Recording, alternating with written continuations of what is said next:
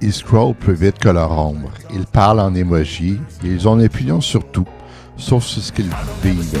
Bienvenue dans l'épisode 2, la génération Z, hyper connectée mais débranchée. Le Wi-Fi, c'est leur oxygène. Les Gen Z ne respirent pas, elles rechargent. Leur batterie à 3% déclenche plus de panique qu'un incendie. Ils ne se demandent pas comment tu vas, mais t'as vu le dernier TikTok? Leur spiritualité, c'est le cloud.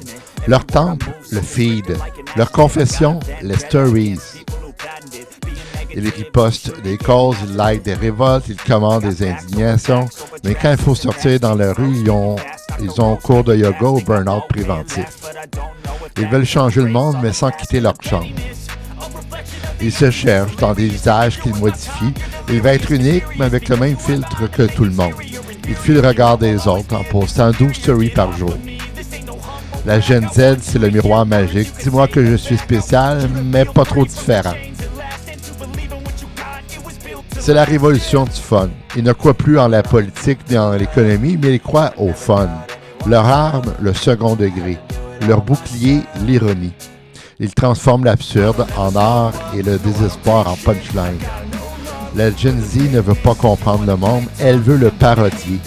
Et maintenant, la Gen Z est brillante, drôle, perdue et lucide. Elle ne veut pas suivre les règles, mais ne sait pas encore lesquelles casser. Et si on arrêtait de la juger pour commencer à l'écouter, ou au moins à la lire entre deux stories?